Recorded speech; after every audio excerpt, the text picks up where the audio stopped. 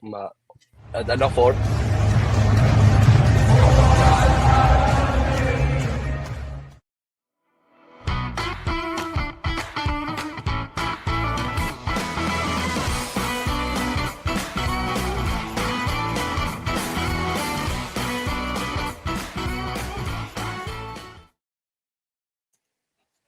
Good evening, everyone. Welcome to Four Lads Instant Match Reaction. VAR can't stop. Röhls rampant Rangers is another fantastic 3 points for the Gers on this, what was a rather miserable Sunday, but absolutely fantastic for Rangers and the team. Andrew Stewart is with me, as well as Andrew Anderson. This isn't going to be confusing at all. So I think we'll go Andrew Stewart as Andy and we'll go Andrew as Andrew. Folks, I've also moved my light. If one more person calls me a cue ball, then I'm going to get really unhappy. So I've moved my light. So let's try and do this and see how we get on. Andy Stewart, fantastic win for Rangers this afternoon. Yeah, lovely afternoon. A beautiful Sunday. I can't stop saying good things about this team. Another impressive win. You know, these last two games, Aberdeen at home, Aberdeen away, they could have been easily stumbling blocks for better managers and better situations than we've had this season. You know, we've had a pretty difficult hand dealt to us, but Danny's rolling with it, and the players seem to be buying in. Good performances, and players that I was asking questions of, how much do they want to be a Ranger? I think a good few of them are really stepping up. I'm thinking maybe Asgard, but that first goal, he had a couple goals in the last couple of 5 as well games. He's starting to find his footing. He's looking comfortable. Manny's looking stronger and stronger in defence every game. Happy to see Suter back again consistently after that kind of injury layoff. Players all over the park. I'm just happy. It's a real comfortable feeling at the minute. But again, one game at a time. We'll see what the next game takes us, and then we'll go from there. Yeah, it definitely is one game at a time. We definitely don't get overexcited, but to win 6 out of this 7 in this kind of vital run we had, Andrew, is really strong. That was a strong performance from Rangers today. I'm not going to say a statement win. Statement wins come when you're top of the league and things like that, but that is a really solid performance. That is a really strong performance for Rangers. And what was even more impressive was, as the game got on, they became more dominant in every sense. Yeah, I mean, that second half is exactly what I want to see from Rangers, which is where we have the advantage. We ensure that we don't allow Aberdeen to get back into the game. I think there was a stat flashed up at about 70 minutes where they had still had no shots on target, no shots even. I want to see that. I want to see Rangers dominating games. It's been far too rare that we have seen that this season. We did that. We controlled that game really well, even at 1-0, where typically for us this season, it's been a position where we can find ourselves feeling uncomfortable. We were extremely comfortable for the entire match there. And it was great. As Andrew Stewart says, we had lots of players who are looking far above where they have been earlier this season. That only comes down to one person, and that's the manager right now.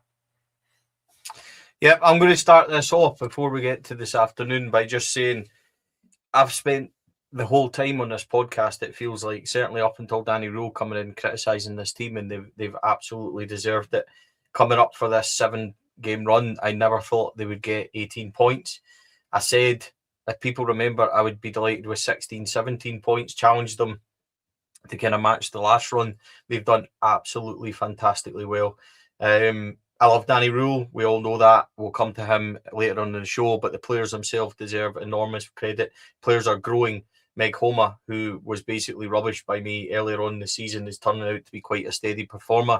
Manny Fernandez is finding his feet and he looks quite a decent defender. Passing at times can be a wee bit, but overall, he's a threat and he's doing really well. Nico and Diamande today bossed that in the middle of the park, and Telo Asgard's now getting into positions where he should be. That's what, 3 goals and 4 starts. I think Big Yusuf is turning in to be a warrior up front. He's winning the ball, he's taking players in. Could we get more out of Gassama and Moore? I'm not sure the pitch really helped them today, but the more the game goes on, the more they are a threat. That's a solid win for Rangers today. Hands up, I never really thought Asgard should have started the game from that selection. Andy, was there any kind of... I just thought, I was worried that Aberdeen would maybe go in there and dominate that, but That was my only concern from the lineup. Obviously, Connor Barron being out is a huge blow to us. But in fairness to the manager, he got it spot on. Was there any kind of things that you were worried about, Andy, from the lineup or anything, or was it what you would have went with? Well, I think, as you said, without Connor, you kind of have to make a change in there, evidently, and it was going to be personnel-wise, that was going to be the big kind of decider. I think Tello having a couple of goals in his last few starts, as we said, probably leans in his favour. And I would have been laying down the challenge to him. He started at Parkhead and he got hooked off at half time because he just didn't adapt to, how the physical aspect. He wasn't able to get the ball under. He wasn't able to play the game the way we want him to play in the midfield. But he took that challenge and ran with it today. I thought it was really strong. He was starting to play the ball when he had to play the ball. I think I said in our chat, you can be an Aribo, you can be an Ajaria, you can be the trickster in the midfield, the silky player, but you need to learn when you need to move the ball or you're going to get halved. And I thought he's starting to play into that. He's starting to be able to find the right times to do the wee kind of pivots and spins. But he's also starting to get his head up and move the ball, which I think is key for him. I mean, you can have as many skills in the bag as you want, but Scotland and the way the game is, especially with the way the pitch was as well today. I mean, as you said, the pitch was awful. That kind of hampers that kind of style of play. So having not just relying on that kind of side of his game and relying on his passing, I think again he took his goal really well. That's a strong positive performance, especially with obviously this opportunity with Barron being out, a new signing coming in as well puts pressure on him to if you want to stay in this team, you're going to need to prove that we're willing to give you that opportunity, you're going to take it. And I think he can hold his head up today and say I did really well. Yeah, Andrew. The only real thing Manny Fernandez done wrong in this game started was on the 7th minute. He kind of dribbled into trouble and it resulted in a brilliant John Souttar block from Milanovic. I thought Souttar and Fernandez overall, but especially John Souttar was excellent today. Rangers didn't come into it. Diamandi has an excellent shot, which is tipped wide, and Fernandez heads that just wide. And then there's a lot of fouls, there's a lot of niggly kind of play, but a brilliant Jack Butland save from a Clarkson drive. And he's seen it late. I think he was right behind. He gets down in a very strong hand, with very strong left hand to keep it out. Mikoma puts it out for a corner. Rangers defend it well. That's around 18 minutes. A couple of minutes later, Rangers are ahead. Once again, a vital moment for Jack Butland. Yeah, I mean, we've talked plenty about Butland. Obviously, after the Hearts game, there were some questions about some of his decision making when it comes to shot stopping, but he's been rock solid. He's, I think, arguably the reason we find ourselves in the position we are in now, because under the previous manager or head coach, he was the only one who was keeping us in games at certain points. So, yes, he's not going to be perfect, unfortunately. As a keeper, unfortunately, when you do make a mistake, it generally costs you a goal. But he's been really reliable for us. The fact that he didn't have anything to do in the second half speaks to the quality that's outside of him. But certainly in that first half, he absolutely played his part in keeping that clean sheet going. And he's been an extremely able part of that defence. We've got, I think, the record now in the league for clean sheets. So this season, at least. And that's all down to the work that he's putting in. So yeah, happy with Jack. Everything that he's doing at the moment is very good. It's a vital save though, Andy, because 5 minutes later Rangers are ahead, and it is another corner, brilliantly worked by Nico Raskin. He gets down the right hand side, it's blocked, it goes out for the corner, and we know what's going to happen. I'm amazed that teams aren't alive to this, because we've now done this quite a few times. Indeed, it was Asgard's header the last time they done that, and it goes short. Meghoma to Tav rolls him in, and he's able to overlap and get that angle. He gets the angle, and it's really well worked, because all the players, they drag that space in the middle, and the boys at the back come round as Asgard did, and he finds it with a lovely cushioned finish.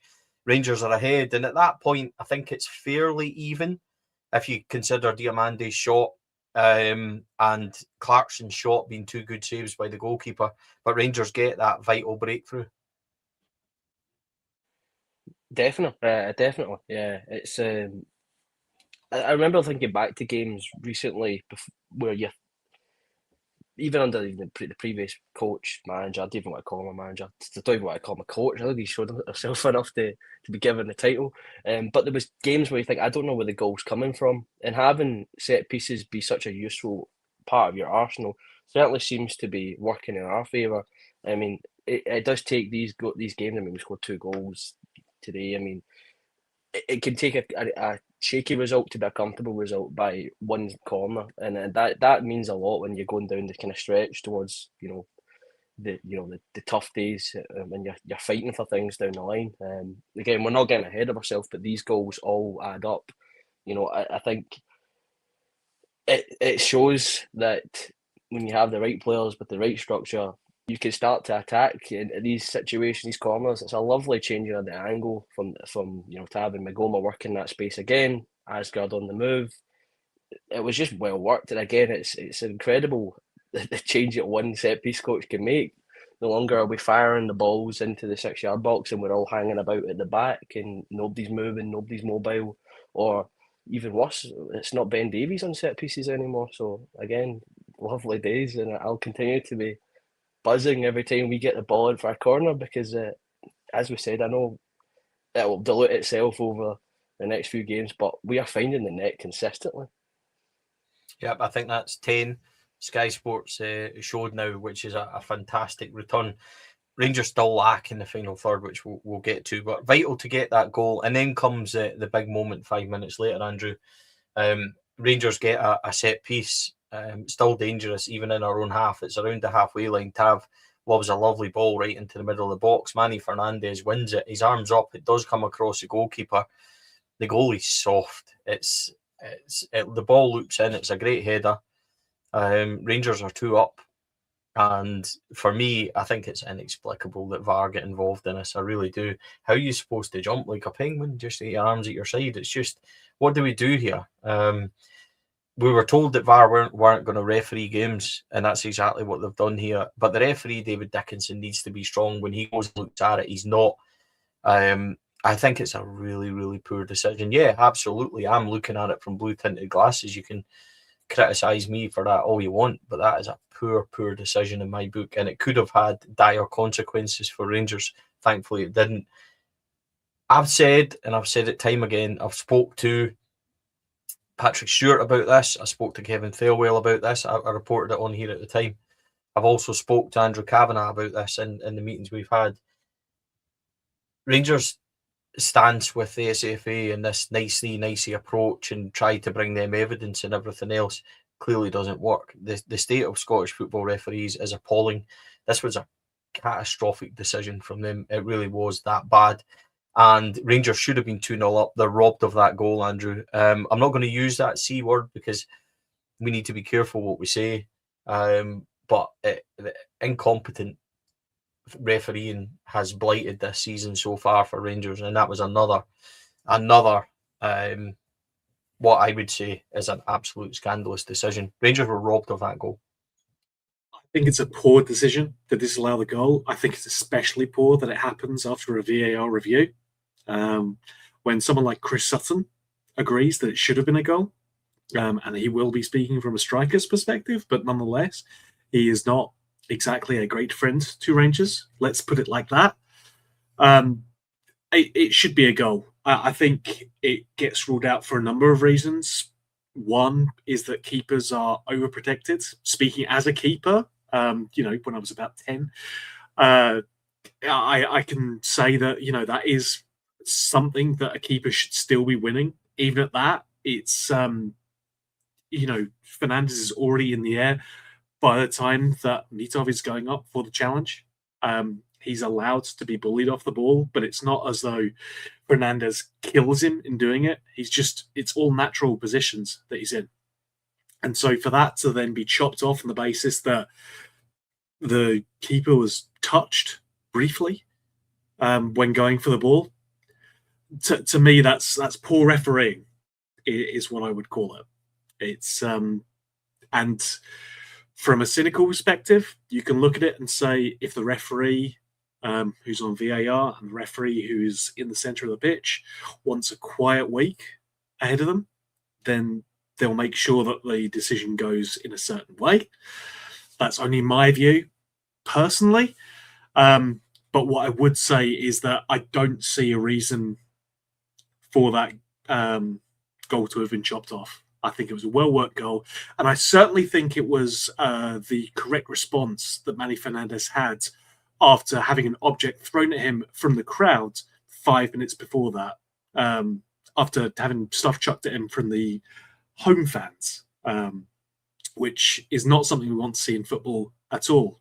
We have said that before on Four Lads. We've said it when it's happened at Ibrox. I'm certainly going to say it when it happens at Pittodrie. I don't want to see people throwing things at players.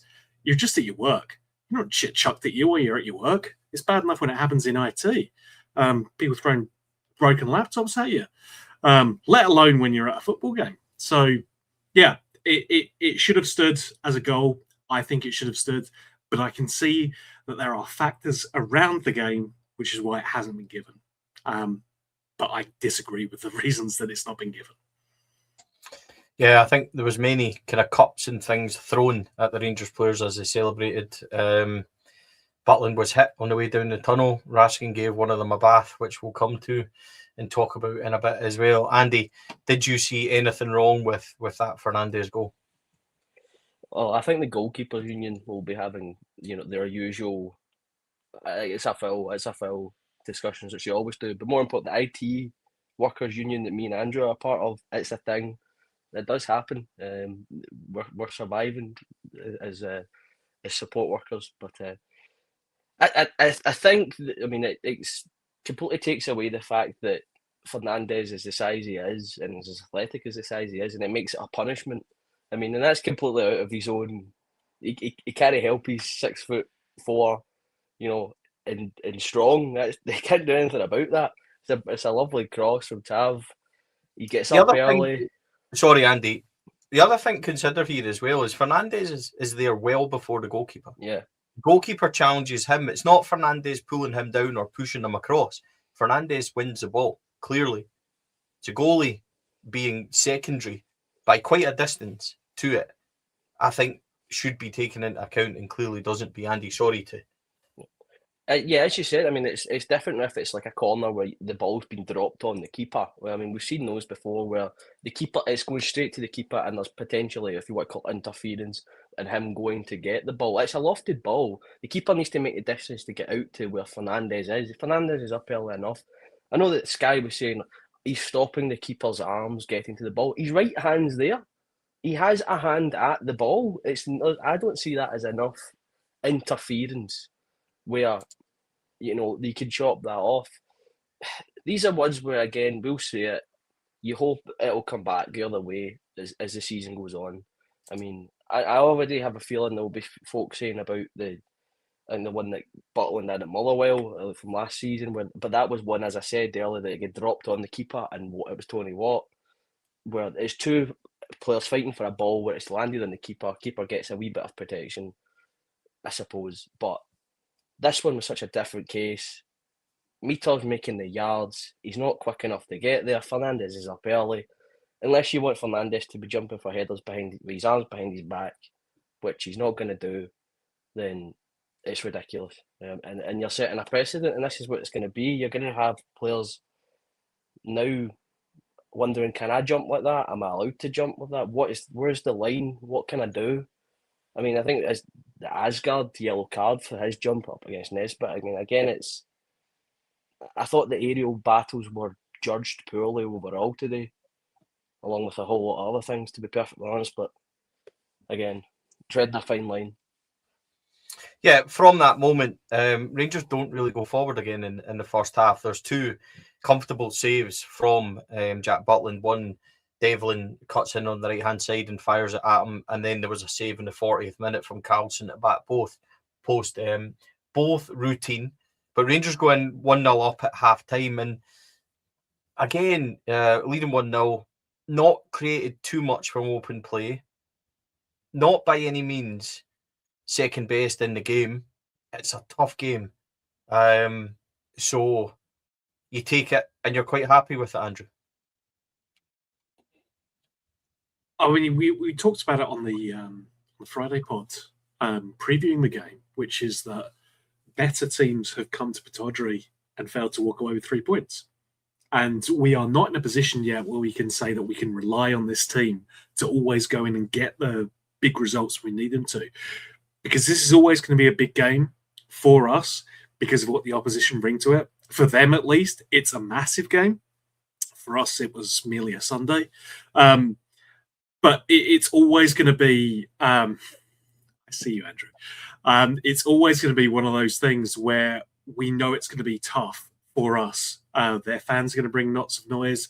Their players are going to be more up for it. It's always going to be a hard game for us to go there and put in a professional performance, which is what that was. We controlled that game. Maybe less so in the first half, but certainly in the second half. That we showed, a bit of steel to us that we haven't shown enough of this season. And that was really good to see. Getting ourselves in 1-0, should have been 2-0. Very professional in that first half. Yeah, I would agree. And we also managed our time really well. We stopped Aberdeen from getting into any sort of rhythm. Took our time. Time wasting we were accused of, Stevie. Time wasting. Yeah, and we did, and I wouldn't say we were time wasting as such. I would say we managed the game really well. I think that's where we were with it. The second half is all Rangers. Every note I have is from Rangers. It starts 50 minutes. Raskin heads a Tav free kick wide, and he should really do better. And then the game becomes scrappy. Dickinson loses control for me. Suter gets booked with the defender for a whole lot of nonsense.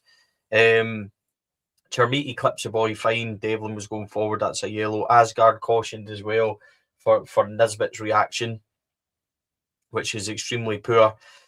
And then the big moment on 65. I think Raskin should do better with his header on 50. And then 65, Chermiti goes through after a lovely run by Moore, who began to get into it a wee bit more. The reverse pass. Chermiti goes through, and you're thinking, lovely angle. Not quite as easy because there's no Austin Trusty just to let him run through. So there is a bit of pressure on him, but it's a good save by Mitov. But I'm starting to think, and we get to 70, Moore has a double effort where he cuts in and Mitov does a couple of standard saves, really. But I'm starting to worry at this point. We've missed a couple of big chances. But Rangers, you don't feel it at the time, but Rangers are really comfortable at this point. We're well in control and we're creating chances. But I felt at that point we definitely should have been further ahead. Yeah, I think the Chermiti chance is a really good one. He maybe gets stuck between two minds and letting it go across his body, take it on his left. He kind of touches it back to open up his body to try and wrap his foot around it in the far corner. And in that time period, you're already bearing down on goal. So, time is of the essence to figure out what you're actually going to try. As you said, we created some really, really strong chances. Didn't take them, but we gave them very little and they took even less. Is the way I seen the game. I mean, yes, it was 1-0 for an extended period of time, and in previous games, early in the season, the nerves maybe start to creep in, but I didn't see that in the players today. I thought there was calmness. I think when we got hold of the ball, we tried to manage it, as you said. Not rushing it, not making too many silly mistakes under our own, unforced errors that we seem to make every now and again. We were calm, and then the second goal came when it came, and plain sailing from there. I like to say that when you give them little and they take even less, that's a good day's work, and that's what we did today. Yeah, and then the vital moment we win that penalty is lovely from Gassama. He finds himself out in the left, and it's his first real direct run. As I said, I didn't think Gassama and Moore were great today, but the more the game went on, the more spaces there were. I thought they became really effective. And obviously on that pitch, because that's a difficult surface, folk, to remember as well. So they've got that, but they've responded really well. It's a great run by Gassama. Now, I'm going to go way back to the 90s. Rangers went up to Pataudry and Brian Laudrup won a penalty in the exact same area, just like that. It was Paul Gascoigne who tucked it away and Rangers won 1-0. It was early February. And I think they went to Easter Road and won 2-0 the following week. So that was a vital run for Rangers in the 8th season, if I remember rightly. It would have been 8 in a row run. So that reminded me of that straight away. It's a stonewall penalty for me. Gassama cuts in lovely. Shinnie takes him, contact at the top of his thigh. Does he go down a wee bit? Of course he does. But you're playing and you're winning that penalty. So it's lovely by Gassama. And then fair credit to James Tavernier. That's an absolutely fantastic penalty, Andrew. Precision, beautifully in the corner. It couldn't have been any more accurate. And we're 2-0 up. And at that point, we're home and hosed. And we really did deserve it at that point. But balls of Tavernier again, when we need them, it's an absolute fantastic penalty. So all round, Gassama done excellent to win it. Tav's done excellent to take that penalty. Yeah, first of all, on the penalty itself, or the penalty decision itself, Stonewaller, I don't particularly like the boy who gave it away anyway. So, yes, I think it was entirely the correct decision. And yeah, like you say, Tav steps up. Tav does what Tav does. It's a really, really good penalty. Keeper does very well for it, I think. He does as well as he can. He's at full stretch for that, but can't make it. Yeah, perfect penalty. And as you said, Stevie, it's a high pressure position as well, because we know that if you're at 1-0, especially at a tricky away ground, these games can turn on you very quickly, especially if the opposition are as motivated as Aberdeen are. We've had some experience of that, unfortunately. We don't always have a Scott Arfield to dig us out at the last minute. But nonetheless, it was a pressure penalty taken very, very well. And it was justice done because, as I said, there's the stat that comes up around 70 minutes that says that Aberdeen have had no shots on target in the second half. We were in control in that game, but you're never going to feel comfortable until you have that cushion, until you have it at 2-0. Once we had that, then, yeah, it's plain sailing for us from that point on, even if it doesn't feel like it in the moment, Yeah, what a way for the captain to mark his 550th Rangers appearance. He really has been a fantastic servant. You can say what you want about James Tavernier, and we've all said a lot, and I will not backtrack. I've wanted Tavernier to come out of the team for a while. But I also said, and people would have heard me say last week, that nobody probably deserves a more fitting sending off than silverware than James Tavernier. It would be a lovely way for James Tavernier to end his Rangers career by winning the big things this summer, which sounds absolutely ridiculous considering the positions we found himself in. Brilliant penalty. The game's done and dusted. There was a late Gassama shot that was easily saved as Rangers kind of just managed the game, and they managed it really well. I thought Diamande and Raskin in particular in the last 15 or so were very good. And so did Asgard. Asgard pitched in and kept and retained the ball a lot. I said the other about Asgard in the last game against Aberdeen that I thought he did really well, keeping the ball and playing well, but he was too far away from goal. Asgard's a good player on the ball. We need to find ways to get him into the positions that's going to hurt teams. Keskinen had a late shot, which was saved by Butland, but overall, Rangers, very, very comfortable performance today. Very worthwhile 3 points. To go in the run we have had and get 18 points out of 21, I said at the top of the show, I'll say it again, is an excellent return. Danny Röhls really has got them organised. He's got them playing. And for once, I'm really starting to believe in this Rangers team. We take it one game at a time. We've got a wee break in the league now. But to be in the position we're in is absolutely tremendous effort by the players, especially in the run of games we've had. Defeated Tynecastle, but to bounce back with 5 straight wins. We're beating Hibs, we're beating Motherwell, we're beating St Mirren, we're beating Aberdeen twice, as well as beating the wee team in Glasgow at their own midden. So Rangers really have turned up right on point, Andy. That's a brilliant 3 points. Absolutely fantastic 3 points. Anytime we win at Pittodrie, it's a magnificent 3 points, but because we know how they treat it. But for us, so many good performances individually. Suter, Manny Fernandez, Jack Butland, solid. Meghoma, Tav, solid performances. Raskin, Diamande, every single one of them was a 7 out of 10 today. Just solid. I don't think anyone was 8s or 9s. I don't think there was outstanding performances in there. But if you get 11 guys playing 7 out of 10, most weeks Rangers should win these games because the quality is better. And that's exactly what we had today. I thought we were resoundingly very solid. A very professional and controlled performance, and all credit to the team and the manager. Definitely, yeah. I'm hoping that again that they'll react to this the way that they should react to it, which is it's another game off the calendar. got the result we wanted, and we'll dust ourselves off. We'll do the homework for the next game, and we'll just continue on this run. I mean, it's as you said, 7s out of 10 at least for everybody in the park. I think it maybe dying stages. I said, Asgard had a good game today, and my dad went, I don't think anybody's had not had a good game today. Which again, as you said, if you can have that in your key areas in the park, 9 times out of 10 you should win that game, and that's what we did. I mean, I think they should have a lot of credit. They should be happy with this result. I'm sure they should be enjoying the trip home, spells on the bus. But again, it's just another day at the office for them. That's how they should be thinking about this, and then this continues to roll on to the next game. Yeah, that's it exactly, Andrew. But such a good, solid, professional performance. Nothing but credit for this team, because we've seen it, by the way, so many times. You go into these games, Motherwell playing really well, that's a big win. Hibs playing really well, that's a big win. St Mirren, always difficult, had just won a cup against a wee team, so that's always going to be difficult. Celtic Park, always going to be difficult. And then a doubleheader against Aberdeen, who play like it's a cup final, albeit they're absolutely shite, which helps. But this is a quality run from Rangers. The defeat at Tynecastle, I would be more inclined to say that if we were going to Hearts next week, I'd be a lot more comfortable. Maybe it just didn't come at the right time for us in terms of them being in the form that they're in at this moment in time. But all of a sudden, they've got the determination. They're winning games. Is it wonderful? No. Right? Nobody's saying we're absolutely world beaters. Nobody's saying that we're playing this free-flowing attacking football.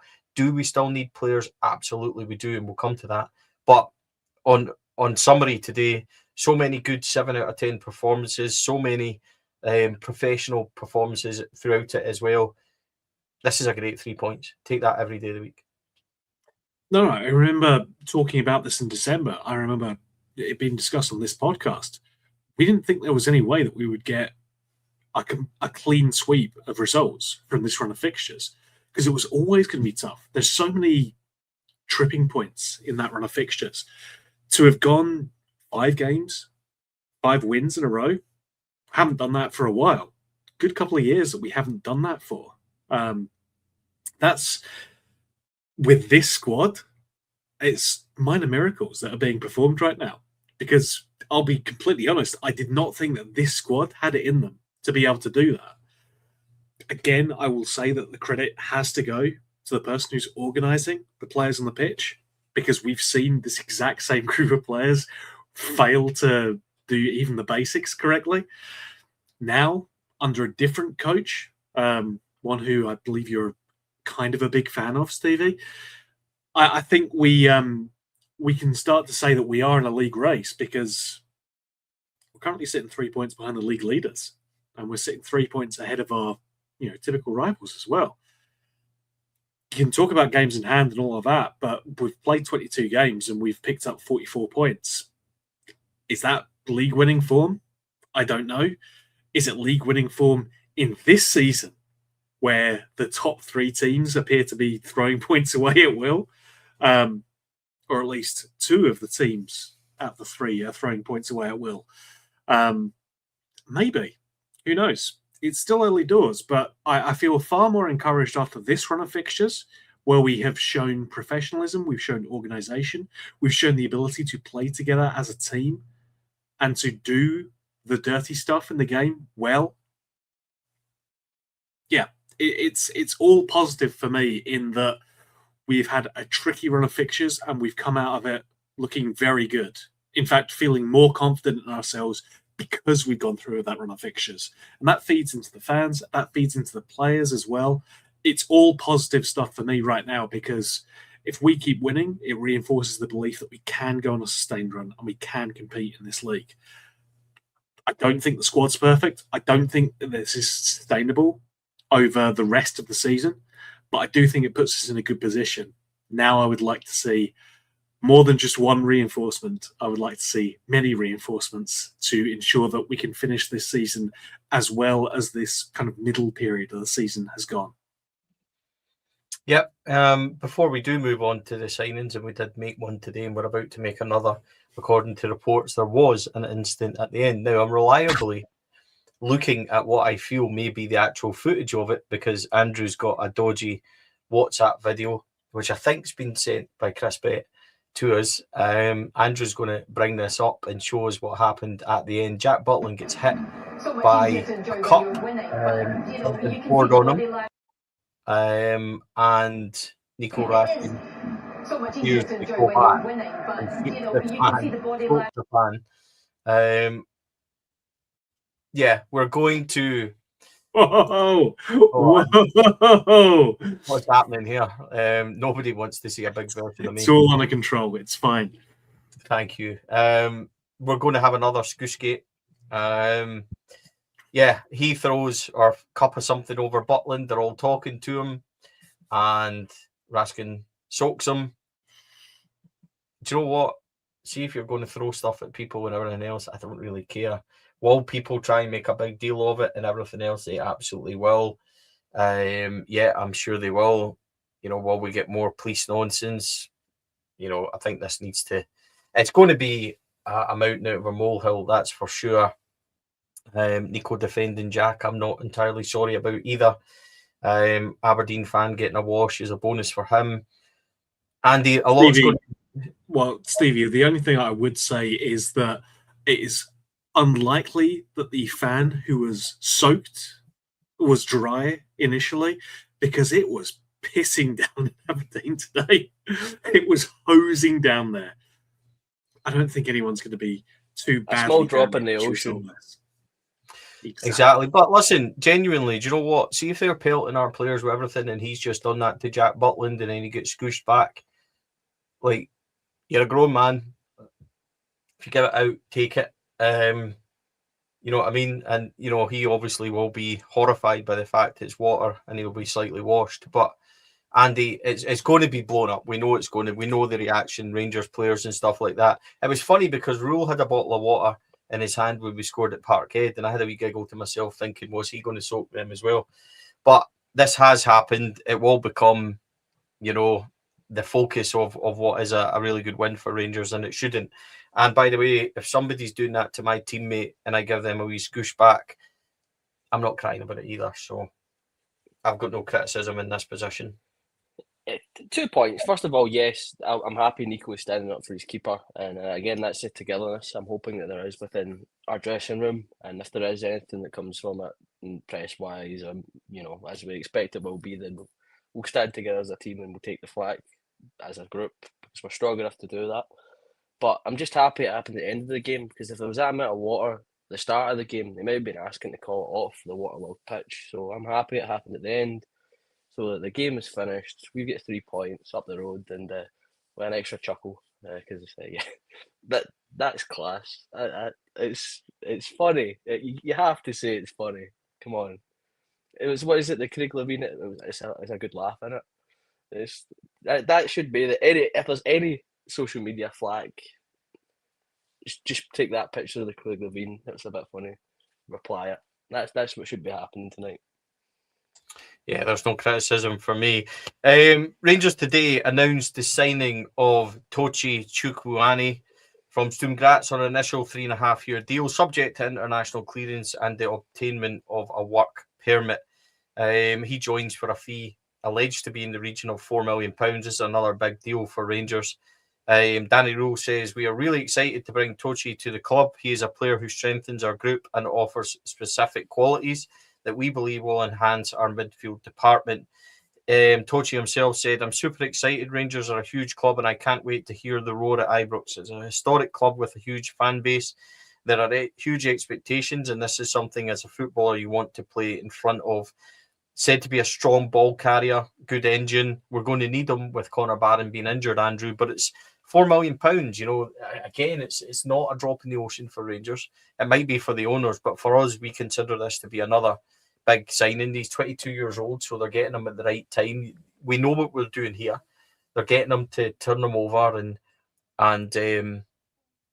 make him a really good player that we can sell on and have good years at us before he does that. Rangers have really needed a player in the midfield for a long time that's got an energy, that's got a base. And I hate to say it when I look across the road and I look at their teams in midfield, they've always had Wanyamas and stuff like that have made them really good and powerful. We've not really had that. I've always said for a long time that we need a 6 in there to help Raskin and Diamande, who, in fairness to them today, were very good. Got to be hopeful that Tochi Chukwuana is going to be, and that's going to be a nightmare to pronounce for me, and I can't even say normal names. But you've got to hope that this guy is going to be the energy, he's going to be the drive, he's going to be the engine that we've looked for a very long time, because this is a vital signing for us. It needs to work. He needs to be a good one. And if it is, then I think that really helps our midfield.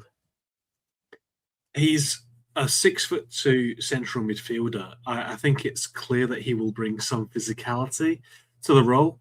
We've already seen him do that in Scotland previously. I think it's a good signing. I think it certainly makes sense, especially with Connor Barron not going to be available for a while. And clearly Lyle Cameron's not part of the manager's plans. So we needed reinforcements there. Will he be good? Who knows, right? It's Rangers. Even very good players, as we talked about in the Friday pods, have come to Rangers with great reputations and not succeeded. The one thing I do feel confident about is that Danny Röhl has played a part in identifying this player. And more importantly, Danny Röhl will know how to get the best out of him, because we have seen players be coached into being better than they have appeared earlier on. I would like to think that he can kind of shape this guy and mold him into a promising player for us. Certainly reinforcements in the midfield were needed, because again, this is going to come on to a point that I've made previously, but we needed reinforcements in the midfield because we don't have a lot of options there. We have no options at left back, so I'm hopeful that we're going to strengthen there shortly. But certainly we need more starting options in the midfield, players who we would not be upset to see in the starting lineup, such as some of the players who are on our bench today. Yeah, I'm excited about it. I think it certainly makes sense on paper. Obviously, he had long-term medical condition as well with a small heart defect, so he's perfect for us. Obviously, we love to have weird medical issues with our players, but in all seriousness, like it's again a young, promising player. It's part of the model. It's part of how we want to be building up the player transfer strategy. We have yet to see that kind of really bear fruit on a sustained basis. One or two transfers in terms of, Patterson, and then the other player who we signed for big money, who we sold for big money. Massey? Yeah. Yes. Big Calvin. Thank you. Miss him every day. Exactly. Yeah. We've not seen that over a sustained period. We've not seen players going out for big money over a sustained period. We need to start getting into that kind of rhythm of signing young, promising players and getting them going back out for large fees, or if not going out for large fees, then contributing on the pitch as well. Hopefully this guy can do both, a bit of both. Yeah, I'm excited to see what he can do. It's a shame he wasn't here for Aberdeen, but maybe, Annan will be the making of him, and he can terrorise them instead. What it does do is gives him a wee bit of time to come into the team where he can get training and can fit in, Andrew. More of an 8 box-to-box, plenty of energy, plenty of running, plenty of power is what they've identified. Can play as 6, but it's not his preferred position. Has filled in out wide this season also. I think we brought him in for the energy. We brought him in for the physicality that we maybe miss. Diamande and Raskin, although they are ball winners, are quite slight. So he's there for the pace and power. This has to be one that works. And if it does work, then the midfield has got that vital kind of reinforcements it need. Will we still go for a 6? We're still being linked with the boy Anderson. So that might be interesting to see what else we do. Will we look to try and do something, because Barron's going to be out for the next 2-3 months? Going to be interesting to see what happens in that. But Chukwuani is certainly a welcomed addition. Definitely, I like the profile. Again, unfortunately, I don't like the profile in the fact he's younger than me, which means the dream's dead, well and truly. But played at the under-21s Euros, handful of appearances in the Champions League and the Europa League. His age, that's strong.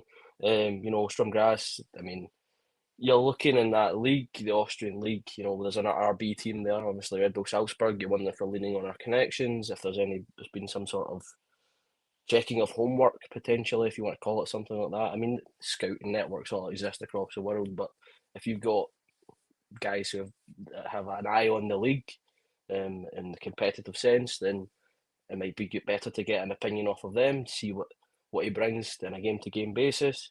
I like this. I like the sign. I'm in the same boat as you too. I think you've got a lot of upside there, and whether we can continue to nurture that, and he becomes one of these players again, as Andrew said, that we do sell on high, then we'll wait and see. Obviously, he's only been announced like 3 hours, and we're already talking about him being sold, which is the nature of the beast. But I'm looking forward to seeing him in the kit and seeing him on the park, seeing what he can do, because there's multiple signs there if you look at it that show that there's definitely upside and potential. We just need to nurture that. Yeah, Rangers, if they could just get this January window right, are certainly in a title race, that's for sure, but it needs 4. If that is 1, another one is very close. Two Romans is on his way to Rangers. Westerlo deal is done. Everything's agreed. Medical is done. So we'll wait to see what happens with the medical results and things like that. All going well, I would expect an announcement for him quite shortly. He's a player we know. Some of the most statistically overlapping runs, he likes to get forward. He's a strong defender. He's one that a lot of teams have been interested in. Rangers have done that deal, €3.5 million, so around about £2.83 million. Again, that's 7 million, and we're only 10 days or so into January. So that's 2 positions we needed. Left back, we needed somebody in midfield. We still lack that creativity, of course we do. We're looking for a 10. Are we looking for somebody else on the right? Are we looking for a striker? We need more. I think we need 4. We need creation and we need a scorer. This could be key to how this season goes. But Two Romans certainly has, again, the profile. Belgian under-21 left back, etc. He has the profile. He has the, I suppose, the kind of stats that we're looking at, Andy. And yeah, I mean, we need a left back. So again, it makes sense. It's one of the 4 positions I really feel we need. Yeah, I mean, as you said, left back was one that we would be looking at. Not I suppose early in the season you could make it was maybe Migoma isn't good enough, but I think he's made some really positive steps in the last 5-10 game stretch. But even then, he's your only real natural left back we've got in the club. You can say and you can shift Nacial out one, you can move Sterling there, you can move Aarons there, but we've seen it, we've tried it with a number of them that they just don't have the same effect. You end up having more hindrance than you are, just having a natural left footer out on that side. So I think definitely important to get one in January. Obviously, long term, Magoma will be going back to his club at the end of the season, so you're probably still going to need to be looking there come the summertime. But I think it's a positive deal. Again, suits the profile. Young player, he'll be looking to make the steps into the senior squad of his international team. Same with Tochi, he'll be wanting to get into the Danish team. So long term, obviously. If we can be a platform for these players to come and learn and continue to grow and we get the profit from it, we'll just repeat the cycle again. And if they can be successful and lead to trophies being lifted in the process, then we'll take that all day long. Yeah, and we'll undoubtedly go and get another left back in the summer because we'll have to, Andrew. But this is potentially, and the deal isn't done yet. We're going by reports. We don't have any insight or update from the club yet on when that might be made official. On reports, it's almost done. These are 2 positions straight away that we needed. We're going to now start looking forward. You've seen it today, right? And here's where it gets difficult because this team have done fantastically well. And this was a team that we were all resoundingly saying was the worst in Rangers history in this league and etc., etc., etc. And we were giving them plenty of stick. They need creation. They need to create chances. We need a finisher. Would we create chances and the boys up front like Miovski and that will finish? Well, maybe. But would you go 10-7 or 10-9 or in attacking midfielder, striker, attacking midfielder, right winger? Any of these positions for me is greatly received. It might depend on who also goes out the door, but we need creation, that without a doubt. Put these two guys in as being solid, kind of, that's the way I'm looking at, solid guys that we knew we needed. But the real test, or the real test in the transfer market for me is, if this Rangers team are going to go and be a very successful Rangers team this season, we have to find people that are going to create and score goals. And if we don't, we'll win games, but there'll be games in there that we don't, because we don't have that. And we've got away. No, I'm not going to say we've got away with it, because this team have done really well, and we are taking chances and or creating chances as such, but there's never really seems to be the clear-cut opportunities now. We need to find ways that guys can unlock defences. I think that's what I'm trying to say. And if we can get that, then Rangers are going to look extremely strong with Danny Röhls in charge, and the way we're doing and the results we're getting. Get those, and we're well in this. Yeah, I think our transfer dealings so far, obviously the one that's rumoured as well as the one that's confirmed today, both speak to Danny Röhls' priorities, which have been about getting control and stopping the bleeding at the back, quite frankly. Because when he came in, this team was leaking like a sieve. Now we look much stronger. We are defensively, knock on wood, relatively solid. But you're right. The next step is, okay, cool, we can keep goals out, but we still need to score goals. Striking, I think we can't add another striker until one of the three goes. Unfortunately, and I know it will hurt you specifically, Stevie, to hear this, but I think Danilo's the one who's the odd one out right now, because Miovski and Chimiti are both new in this season. Danilo's, again, a player, although Chimiti came in with a large price tag, he's at least bought himself a little bit of credit with last weekend's work. Danilo has kind of failed to deliver on his price tag, I would argue. And so if you're looking at a striker to go out, he's maybe the one. And I think that may be where there has to be a change that happens in terms of outgoings before we can get incomings for striking. But you're completely right when it comes to the idea that we need that creativity in those attacking positions, because although we start to look quite lethal from set pieces now, corner to Rangers is becoming almost as bad as just penalty to Rangers. It's still no guarantee. And when we have teams that we come up against that are resilient and can, fight back against that, then we need to find different ways of scoring. And that only comes from creativity in those forward positions. Wingers, attacking players, attacking midfielders, or indeed strikers are necessary, I think. I think striking is going to rely on a player going out before we can get someone in. But we know that that's where we need to strengthen. And quite frankly, to be in this position now where we think that that's maybe the key position, but it's not all positions need to be strengthened, that's an improvement on where we were earlier this season, where literally any player could have gone out for someone new and we'd have been happy because we didn't rate any single one of them.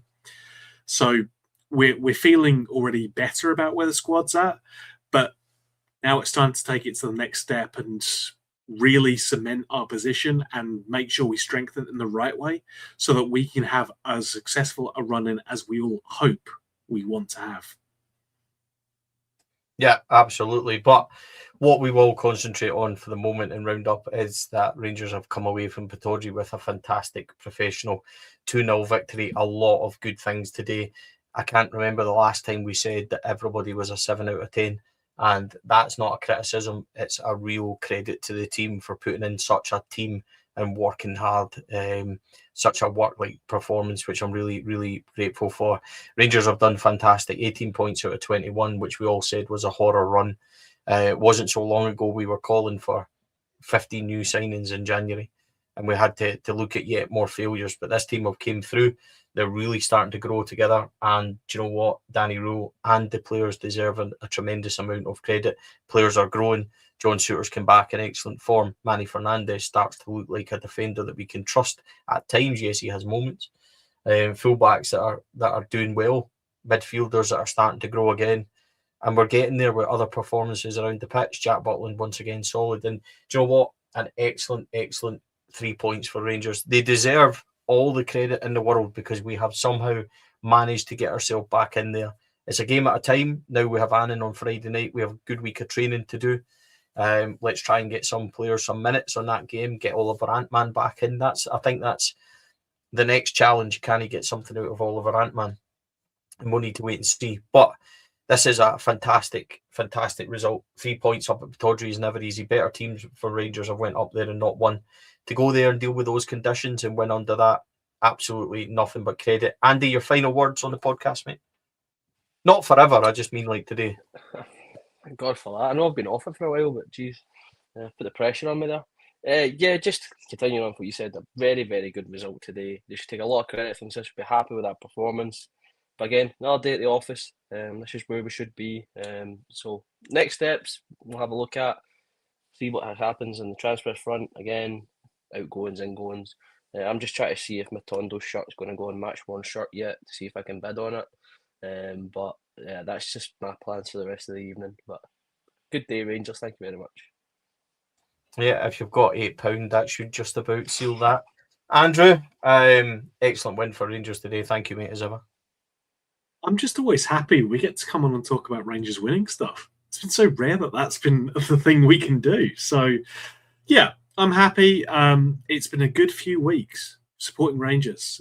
It always is when you're a fan of the best team in Scotland. But nonetheless, it's been even more pleasurable because we're winning stuff. That's always fun.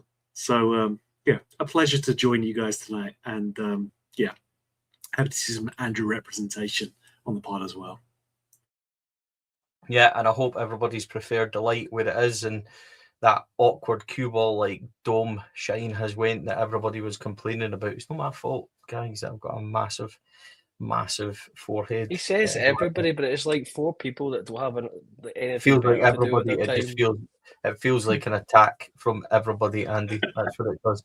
Couple of things to say just before we go. Huge thank you to everybody that came to the sold out Fan Media Takeover show on Friday evening at New Edmondson House. What a night it was to play. New Edmondson House was fantastic. David and CJ, just brilliant people to have on the stage, as well as the formidable and brilliant storyteller Mark Catley. It was a magnificent night. Thoroughly enjoyed it. Thoroughly enjoyed every bit of it. We will do it again, folks. David, CJ and I have already got plans for more shows. And huge thank you to everybody at game. James, well done on winning the Blue Art Canvas as well. Yeah, as you know, we had some bobble hats to not sell because we didn't sell them. People liked them and we had a dozen sitting about. People got in contact saying could they have one, and we didn't set a price or anything. We asked people to cover the postage, which they did, which is expensive these days, and they did. And then we asked them just to make a donation from the 12 that we gave away. The donations totaled £150. We have donated that to Strathcarron Hospice, which is a charity that was really close to Amrit's heart. And we let Amrit choose because Amrit was the one that got the hats. Instead of taking the money back that he spent on them, we donated it to charity on Amrit's say-so. Thank you to everybody that got involved in that. It was a great thing to do, and we're delighted to do that. We don't share it for praise. We don't share it for look at what we've done. We share it purely for I can't even think of the word, purely so that people know that we say what we said we were going to do, we done. So that's why it was shared, everyone. So thank you for that. Huge thank you to everybody that's joined in. 5,000 people watching us talk about another magnificent Rangers victory, and that is well worth it. If you haven't, please like and subscribe on YouTube. Every time you do it, it helps us go back to the club and say, can we get Andrew Kavanagh to come on for an interview and talk to everybody? that's the ultimate goal one day. So maybe we'll get that. The more people that like and subscribe to these things, the more we can go to Rangers with Ammunition to be able to do it and show them that we do have the platform to do it. That's the goal. If you want to become a member, you can do. Just scan the QR code, which is up there. Managed to do it. Yay. Look, there it is up there. From as little as 99p a month, that helps us grow. Also, huge thanks to our sponsors, Rhino Express, Clyview Fire Protection and Joinery, Athol Industrial Solutions, CSD Air Conditioning, Amrit's very own Candid, and our Sunday show sponsor, Local Dark Shop Online. Huge thanks to Johnny and all the team there. The Sunday show will return next Sunday with Scott, Cheryl, and all the Rob and all the team, Doogie as well. May as well just name them. The team there will be back next Sunday. We are back tomorrow night. More reaction to this game today. Hopefully more Rangers signings to talk about also. And we'll be back Wednesday night with me, Chris, and Kenny also. Massive thanks to everybody that joined us, but a huge thank you to the Rangers team and the manager for what is another brilliant 3 points. Onwards and upwards, this team keeps rocking and rolling. Have a good couple of days, folks. We'll see you Monday night. Take care.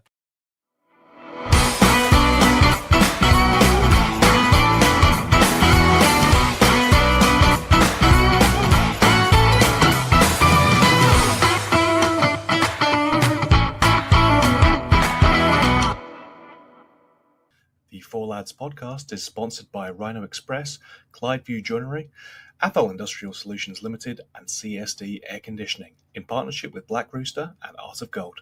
Thank you for listening to or watching the podcast. We hope you enjoyed the show.